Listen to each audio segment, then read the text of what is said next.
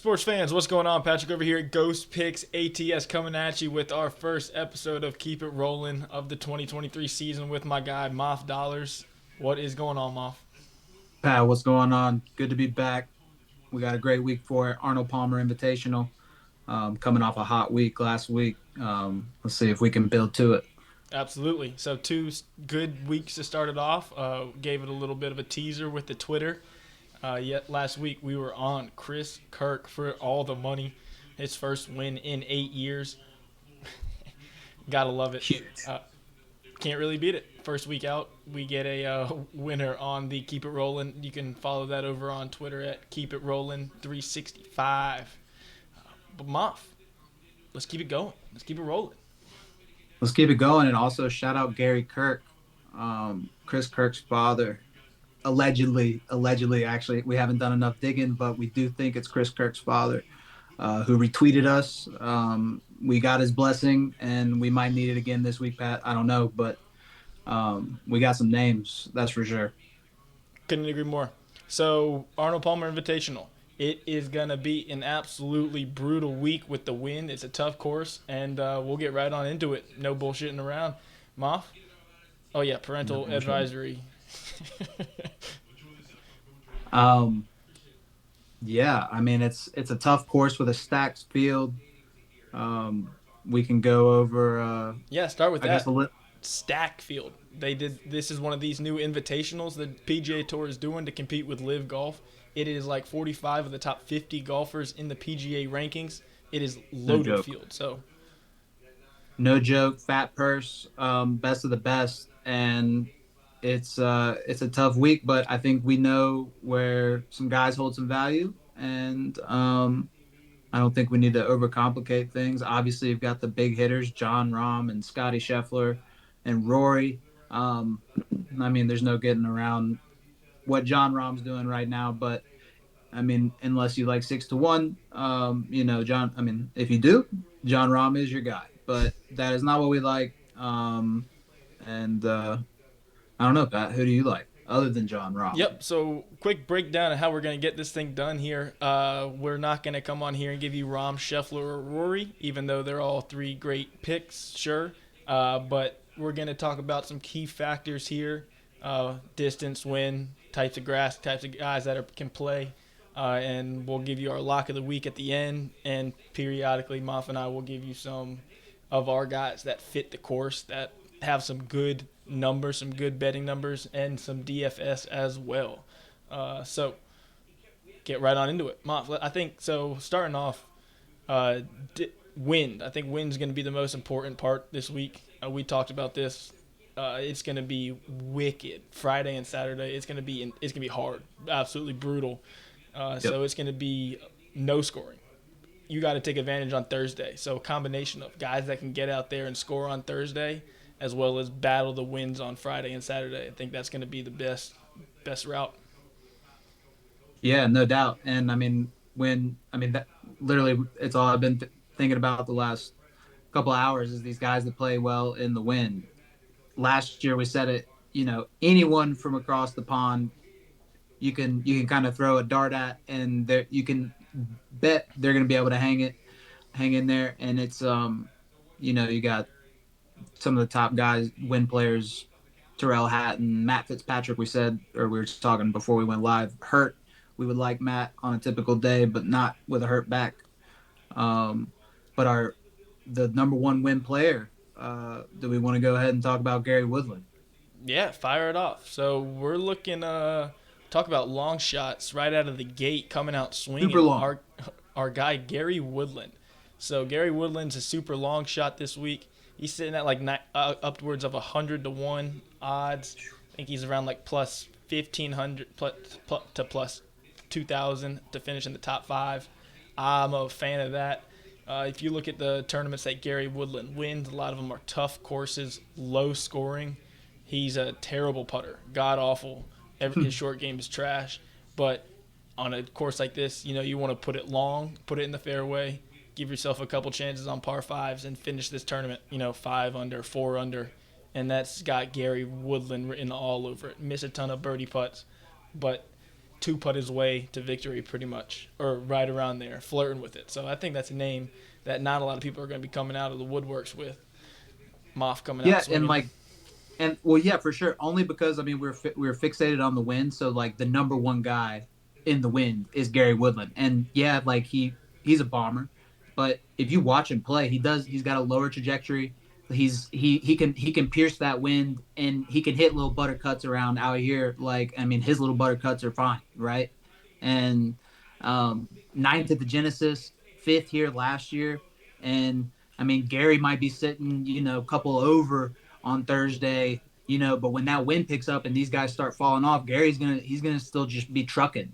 Like I mean, this isn't gonna be. I can't imagine this being a high scoring tournament. But I Not a mean, chance. Gary stacked Genesis field. I mean, best of the best, and Gary's ninth. So like it's just one of those deals. Do we have any background on Gary in the Florida region Oh, by well, I any mean, chance? last year at this tournament, Gary Woodland was, I think, on 17, maybe 18. He was playing for first place. He finished fifth here last year, uh, but he hadn't played here in a while. I think the last time he played here before that was like 2016, so it had been a little while. But last year it was another tough. Scheffler won at 5 under last year. So, Right.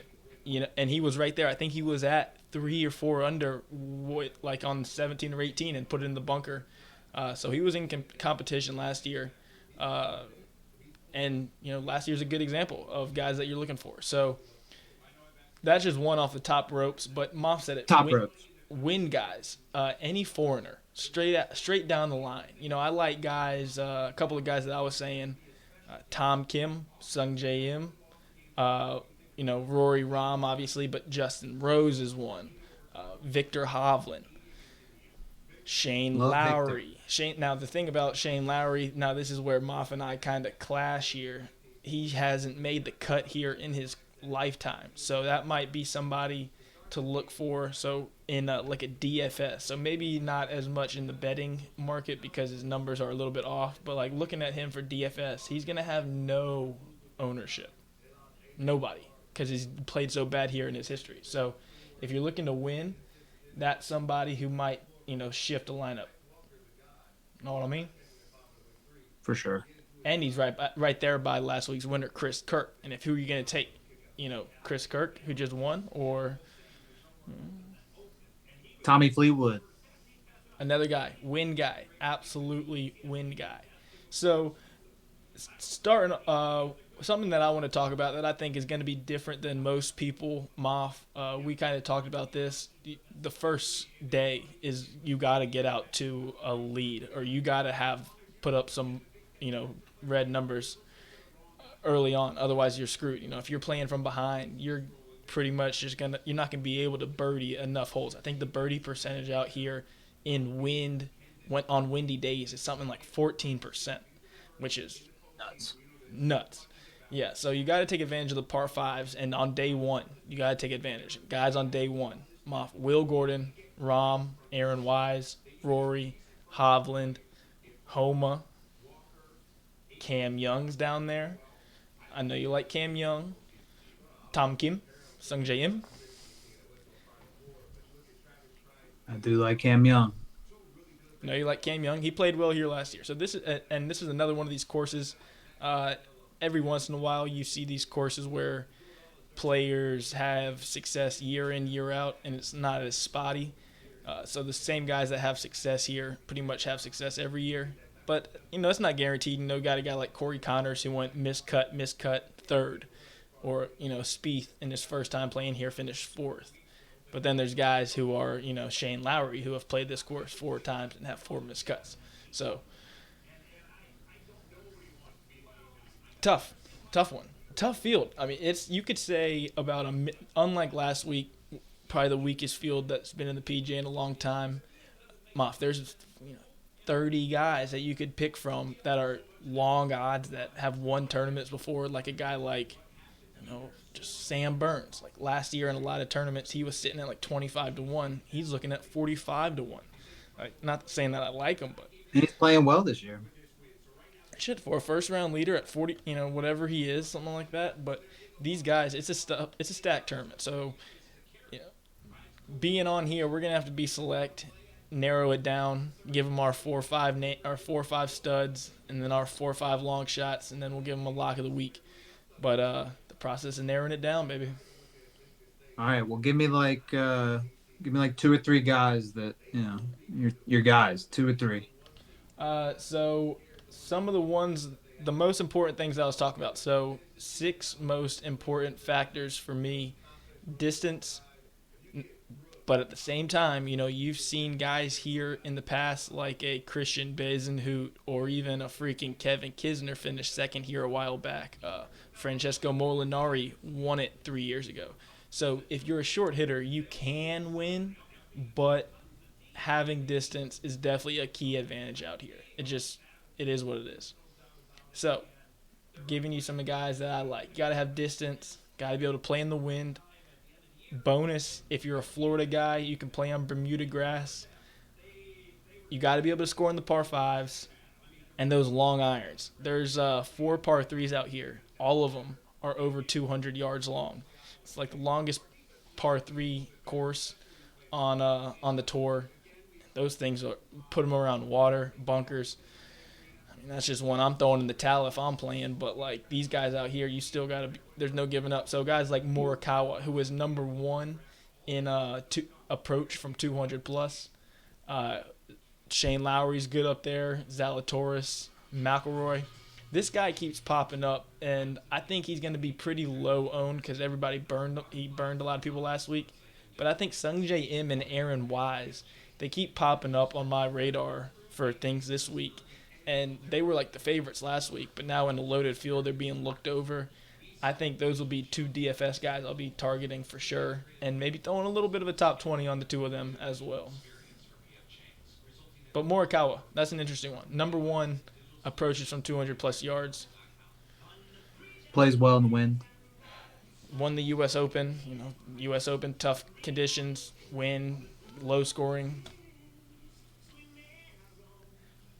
Let's what do you think? Who are some long shots, Moff? Looking down the list, I got a couple. Gary Woodland's one. Emiliano Grillo.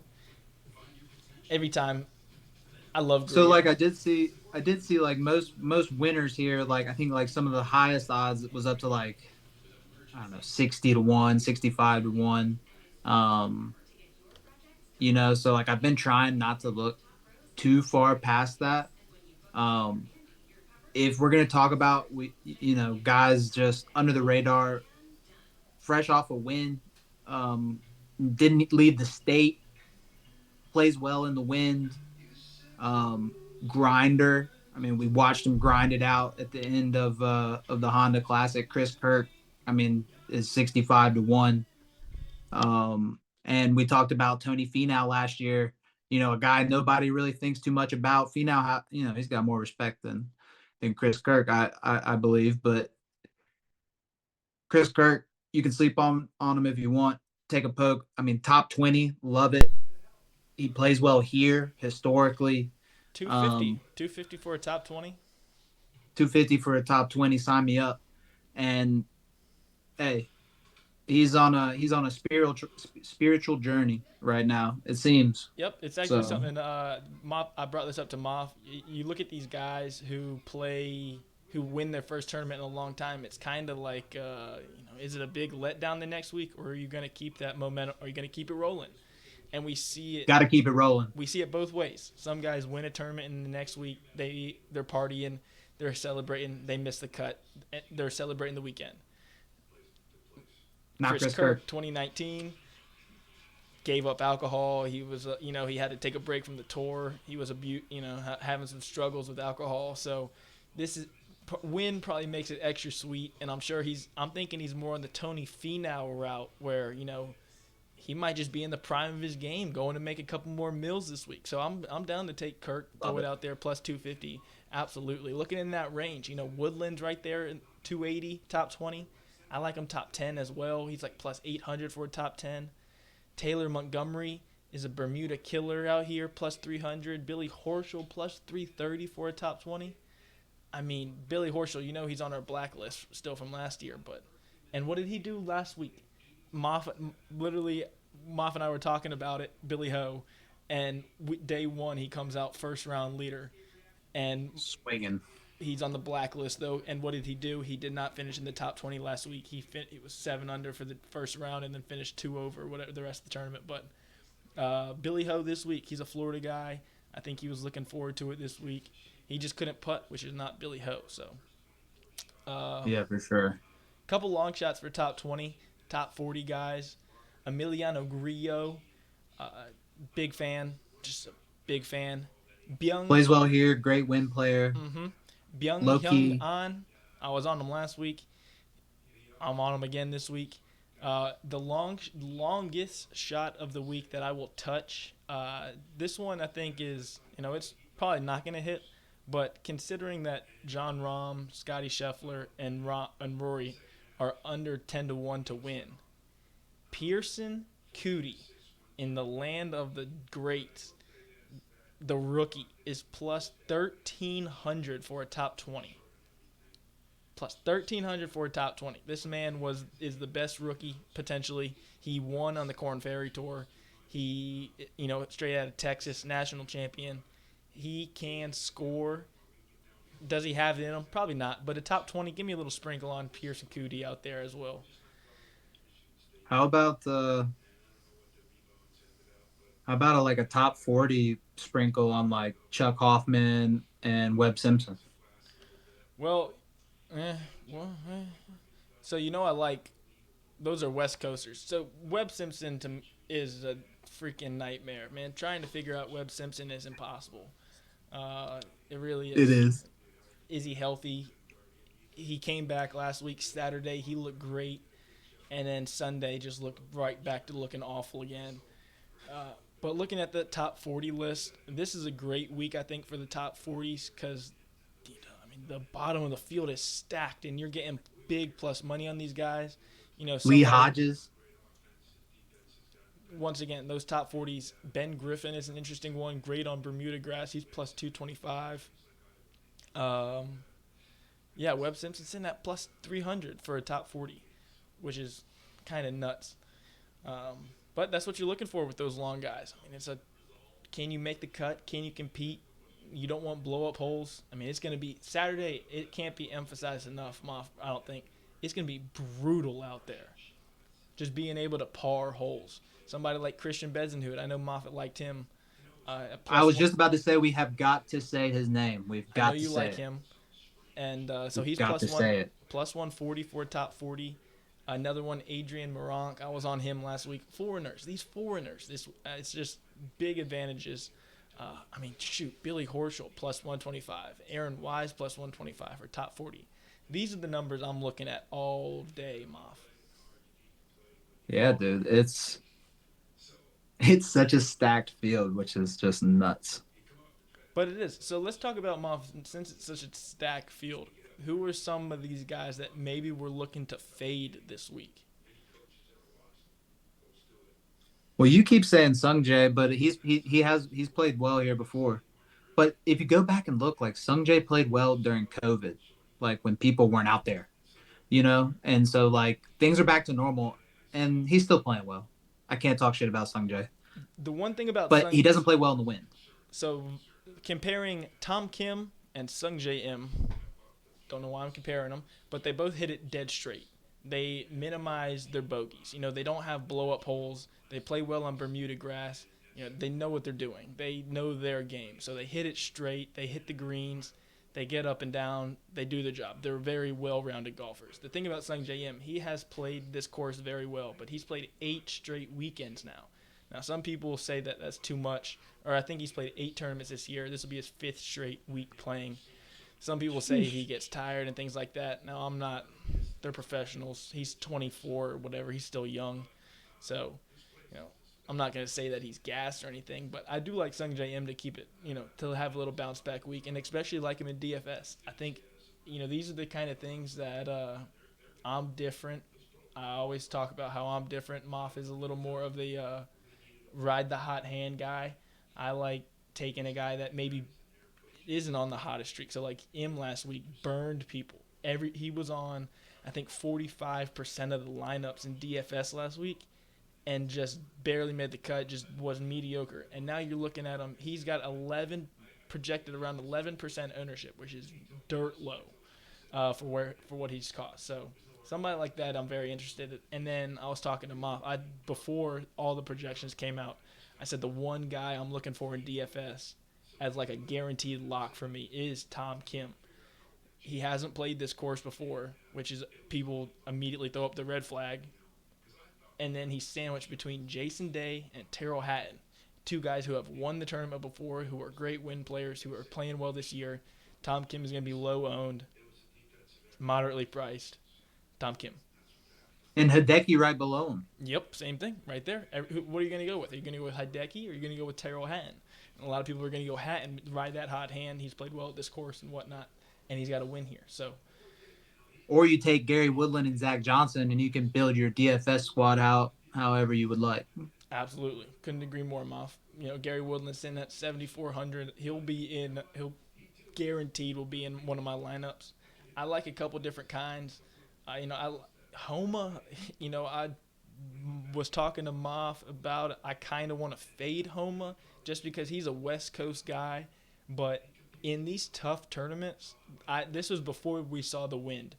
Homa is a baller. In the wind in these tough tournaments. I think the one in Maryland, Moff, was it, where he just Where he's jacketed up. That's when he got his hole in one. Wind coming in, he won. Yeah, he was the winner. Wind coming in sideways. He got a hole in one. Hole in one. Well, he also won, but he also won that week. But still, so that's an interesting one. I think Homa, when you look at the pricing, so like he's been on fire. What has he done this year? 4 tournaments, and he's got a first, second, third, I think, and a 40th. So even though he doesn't have the name recognition of Rahm, Scheffler, and Rory, as far as DFS goes, Homa will likely slide in some lineups for me, even though I was kind of hating on him a little bit, being a West Coaster. But he's a grinder. give me like Homa, Morikawa, and then, as far as top guys go, I mean, Rahm, Scotty, and Rory, they're a different breed, but who's to say they don't have a bad week, right? But that's golf. I don't know. It's tough, not including those names because they are just nasty. They're gonna do well here. Yeah, but I mean it's tough. It's hard as hell to pick them out. Guys that won't do well. Maybe a guy like Cant Lee, he fits everything now, almost everything. But he's never played here. Huh? Never played here, right? Never played here. Tough course. Yada yada yada.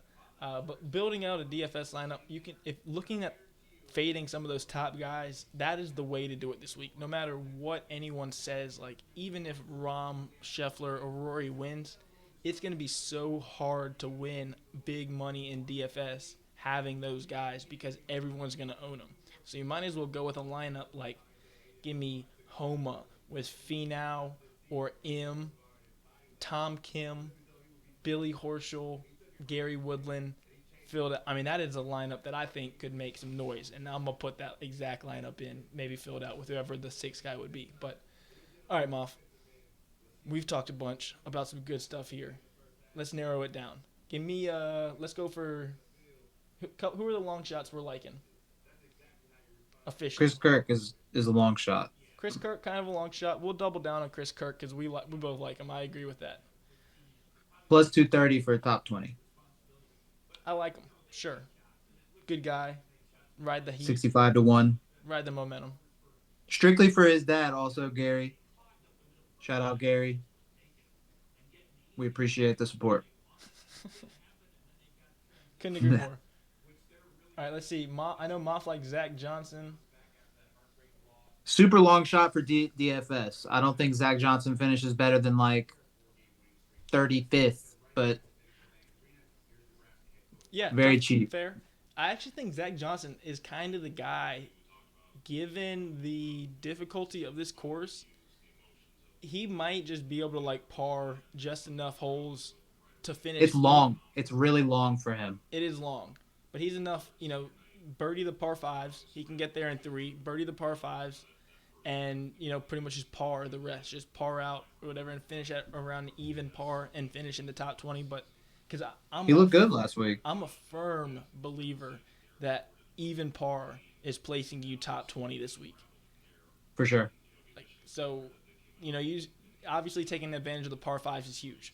So looking down there, a guy like Will Gordon is one of my super long shots. He is great on round one, which is going to be a super. I can't emphasize it enough how big round one is going to be into just like getting an advantage over the rest of the field. Because coming from behind is going to be brutal. Friday, and Saturday, wicked insane wins.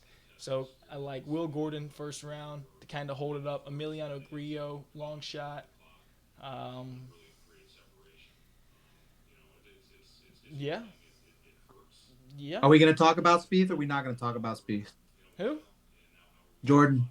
I mean, you talk about him. That's your guy. That's So we're talking about guys that play well in the win. Somebody who won a British Open, wins big tournaments. He's not tip top shape, but sixth at the Phoenix, missed the cut at the Genesis. One time that he played here, he finished fourth. Projected ownership in DFS is under 6%. I mean, Jordan's a spaz like me, so he could come out there and do do solid, just do solid, and nobody's talking about him. no lies there. He is being extremely low. He's extremely low owned, not being talked about as much. I'm not a big fan of Spieth, But the greens, you did say he's just the Bermuda greens is not his specialty. but he's been. This is the kind of thing. The wind is his advantage. He can finish even par and finish in the top 20. I think 100%. He's a grinder. He is as ugly of a golfer. You know, he'll hit. He's like me out there, and then all of a sudden he's like Tiger Woods. He'll hit just a terrible shot, and then somehow he ends up with par. It's what the Walter Hagen. You can hit two bad shots and hit one great shot, and that's par. That's pretty much the way Jordan Spieth lives. So I think he can finish around that even par area, uh, make some mistakes, get back up there. So Right. other guys building out those long shots of the week. Gary Woodland, obviously we talked about. Tommy Fleetwood, win guy for sure. Um, Billy Ho, Shane Lowry. I think that's about the extent of the longer shots there. For Right. sure. All right, so then Moff sliding into the favorites, guys that we like. Who's going to compete with those three horses?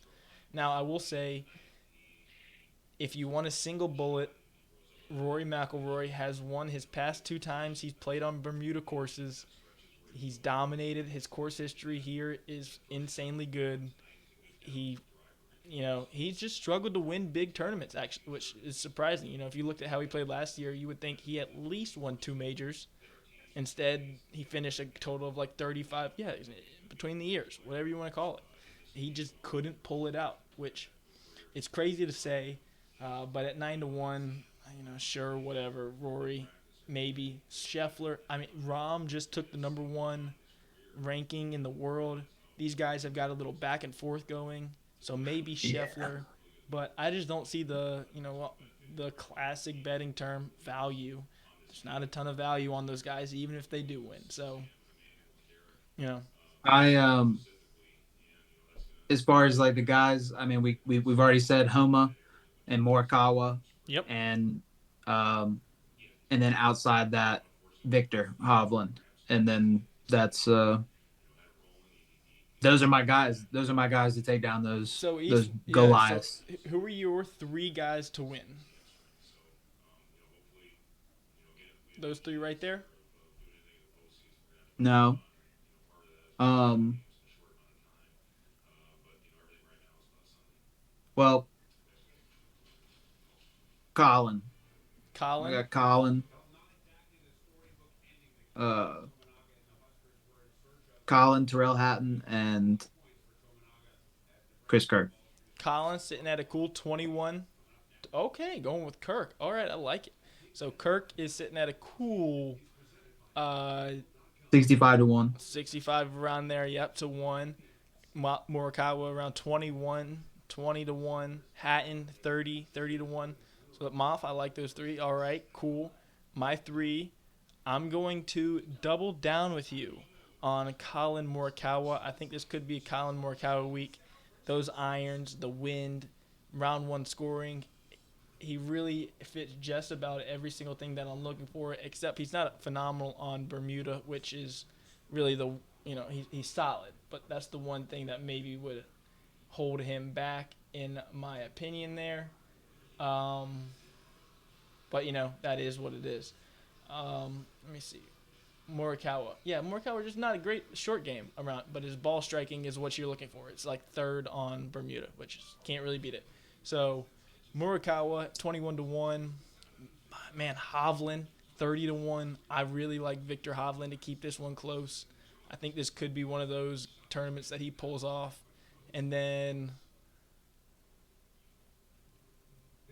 I think we both like Gary Woodland. I mean, if you can get Gary at 100-1, 90-1, Gary Woodland, absolutely. But I'm taking my guy. I'm going to go crazy in the field of craziness. I'm going Tom Kim. I Tom think Kim? in his first ever time here, it's never been done before, but give me Tom Kim, especially Tom Kim to finish top 5 plus 900. Shane Lowry, his grandpa just died. Win one for the Gipper. Brett Favre game. It's a tough one. I don't think there's a ton of value picking a winner this week unless you go for those mid-range guys. No, that's why I like what we did on Twitter. So last week on Twitter, if you didn't catch it, we gave we gave outrights and top 20s, like 5, and then we gave like top 20, top 40. And it's funny, like we had some value in the top 20, top 40. I mean, we didn't even put Zach Johnson. I talked to Pat about Zach Johnson and then didn't have the nuts to put him on the table. So um but that's kind of, I mean, but we did All provide right, locks last year. Moff, we need one lock of the week.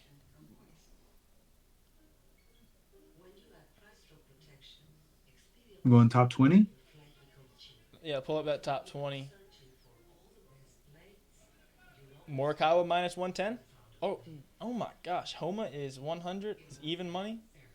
I got home up 105, Shh. 105 top 20. But even like,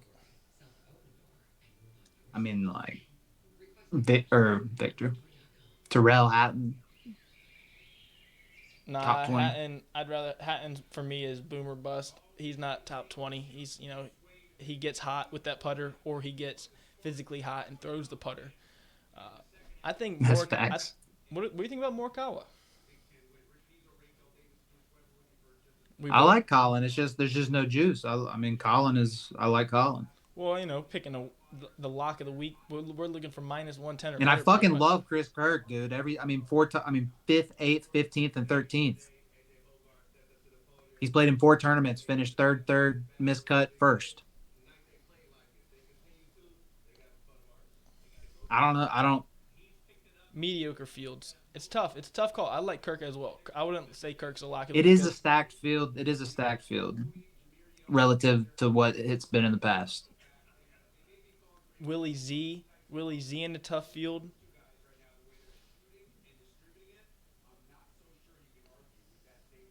Yeah, like Willie Z in the wind though, not so good. He's, you're right. All right, so we're saying we're going with either Morikawa or Foreigner. What do you I mean? It's a Homa podcast. Are we going to come in here and not take Homa for the first? You were talking mad shit about him. I think it's disrespectful, and I think we need to take Max Homa and we need to take Colin for top 10. Locking up Morikawa and Homa? Lock it up. Lock it up. All right, Moff, welcome back. Welcome back. It's good to be back. Um, Thanks everybody for tuning in. I mean, I don't know how long we run here, Pat. What we looking like? Think about 35. Not bad. And Solid. shout out our boy Tyler, first guy to hit us on Twitter, both with our inaugural tweet back and when Chris Kirk cashed. Um, we appreciate the support. Yeah, And unbelievable. So 10 racks 2 weeks ago on DFS. Chris Kirk last week. Look on Twitter Follow us, that's not me. Nope, wrong one. Yeah, I'm Ghost Picks Nuz. But keep it rolling, 365. Give it a follow over there. We'll post everything we got, and because we're gonna be looking, and there's gonna be guaranteed. I'll post some prize picks or some underdog fantasy. Uh, Thursday, I'm looking for birdies are better, over on birdies are better on these things, and then on Friday and Saturday, particularly Friday, can be hammering uh, unders on greens in regulation, fairways in regulation, birdie or better, whatnot, straight across the board. So let's Love rock. it. Oh, first round leader. First round leader, give me Will Gordon, I'm taking and Cam Young. I'm taking a Cam Young. I like Cam Young, and I'm give me the flyer on Sam Burns. He has in his first round, he's been so bad on first rounds, and then one time, 63. It's like it's what you're looking for. When you're looking for a first round leader, you're not looking for that average 68. You're looking for that guy who's boomer bust. Cam Young's a good one. I like it. And Jay Rose. So, all right, Moff, lock it up. Morikawa, Log it up. Homa, top 20 winners. Go through the podcast. Gary Woodland, long shot of the week, official. Lock that up too. Chris Kirk. Log it up. Chris Kirk, give me a back to back on Chris Kirk. We know we're throwing at least a 20 spot on. I will do some outlandish shit if Kirk goes back to back. I'm getting Gary Kirk on the podcast if it happens. I will hound him. We're out. Peace. Keep it rolling. Peace and blessings.